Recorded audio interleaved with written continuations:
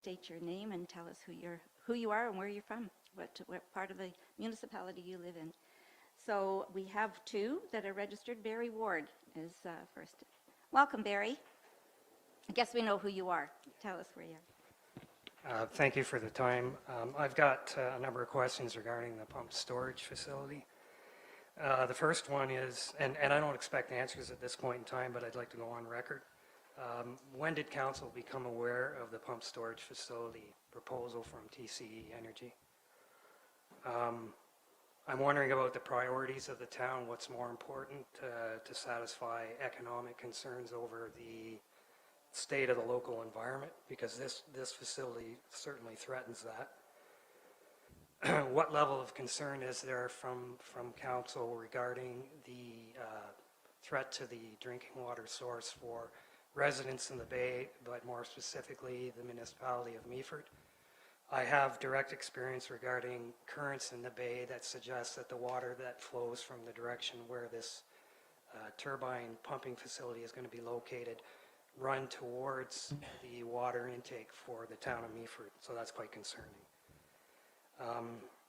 Also, is the town willing to forego revenues that occur as a result of fishermen that come to the area to take part in the fish that exist in this area? Because again, this plan is going to threaten the fish stock, and you look no further than Ludington, Michigan to kind of see that that's the case. That's it. Okay, thank you very much. And the second person we have listed is Tony Stryker. Welcome, yes, Tony. Hi. May I adjust this? Either that or I'll sit. So my name is Tony Stryker. I am a full-time resident of Meaford. I reside at 152 Captain's Court, which is right up the road at the top of 7th line. My property is less than 200 meters from the perimeter of the base. So I'm here today to ask a question about the same topic, the pump storage facility. As council is aware, there is a growing concern about the possibility of this project moving forward in this area. As of this morning, there were over 7,850 concerned residents, that's 7,850, who signed the petition to stop this project.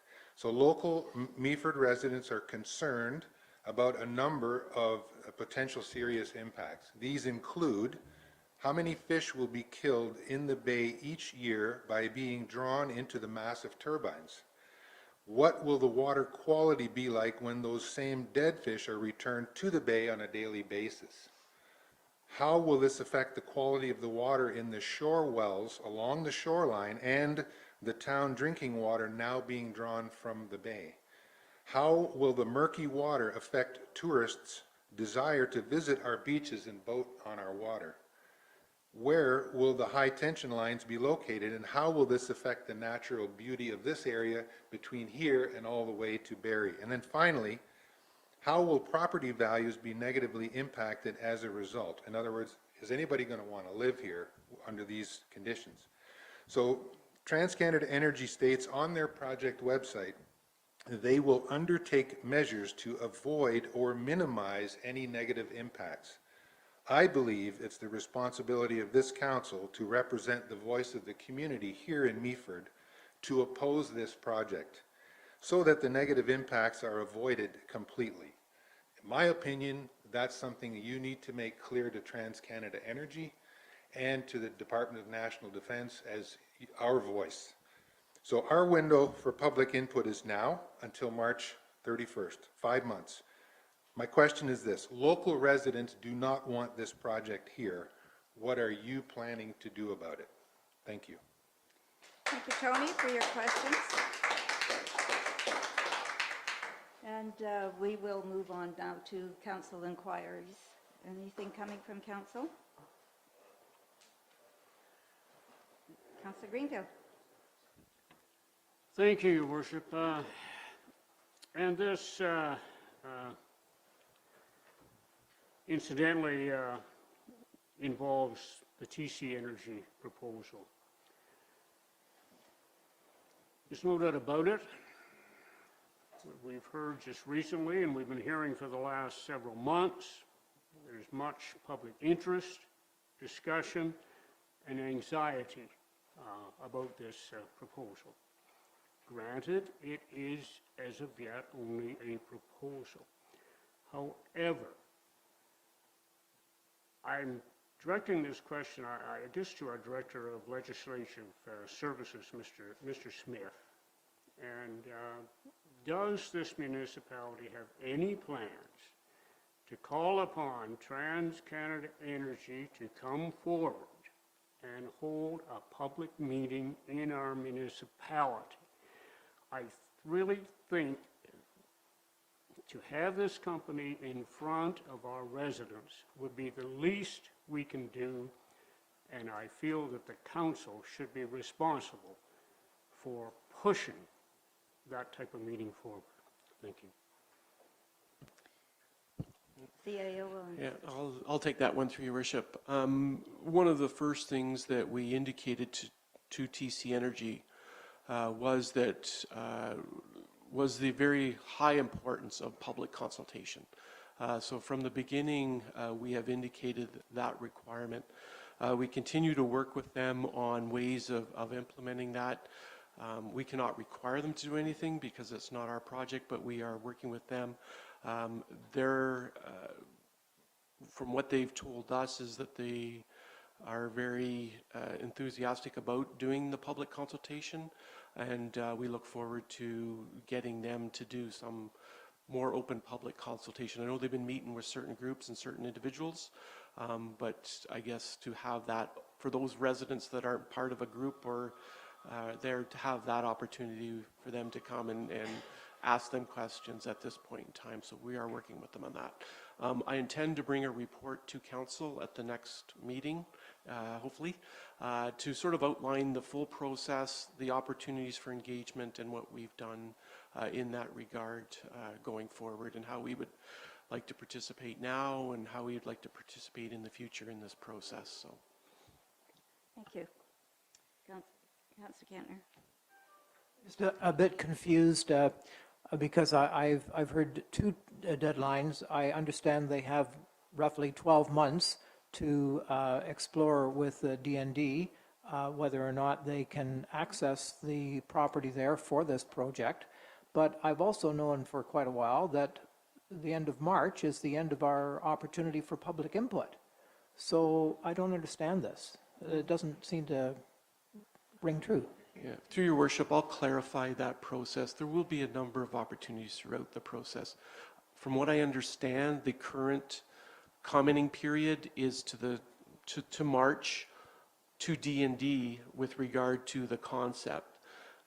Following that, there'll be a whole environmental assessment process, which will be a whole other opportunity to actually comment on the actual details and the studies that they submit in relation to the proposal. But I'll clarify that in the report to council on those multiple opportunities for consultation. Councillor Vickers. Through your worship, so I agree with Harley and Ross. I think you're feeling the frustration too, and I think we probably all are. We need to find out when they're going to come up and do a public consultation. So I think just to talk to them about it, Rob, is maybe we need to get a little bit more forceful to find out when, not are they, but when are they going to come up and present what they want to do with this area, and answers all these questions that are out there, because people are asking all the councillors and everybody around all these questions, and it's like, I don't know, how am I supposed to know anything more than what they know if TCE doesn't come up and actually make a presentation? So I think we need to start getting maybe a little bit more forceful in our in our tone to say, when are you coming up? Not if you're coming up, but when you're coming up, Rob. So that's just a point that I'd like to make here today. Thank you. I think we've all heard that. I know that they had been invited late to come to the meeting on Saturday over the Thanksgiving weekend, and we're en route to come up for that event, but we're not allowed to speak, so they turned around and went back. So that was just one example of the engagement that they are trying to reach out to folks. In addition, there is a document that they have produced that have questions and answers for people who have sent in questions to them. And those answers are available. And certainly anybody who wants that type of information, I do have a copy of that and can share that, and happy to share that, and have shared that. I believe I've shared that with you, Mr. Stryker. So there are opportunities. That's all the role that we have to play at this time, is to encourage them to come out in front and to respond to individual questions and to groups and anybody else who would like to speak with them. Your Worship, I'd just like to say again, like, you are judged by what you get accomplished, not by what your good intentions are. So if these are just good intentions, then I would say they're failing miserably. They need to actually get up here, and we need to emphasize how important it is to the citizens of this municipality that they need to get up here and start doing some public consultations. Like, it's not good enough to say, we have a website, we have this, we have that. They need to actually put some feet on the ground and get up here. And I think sooner, obviously, than later would be better, in my opinion. Yep, my words exactly. Thank you. Anything further from Council? Councillor Bell.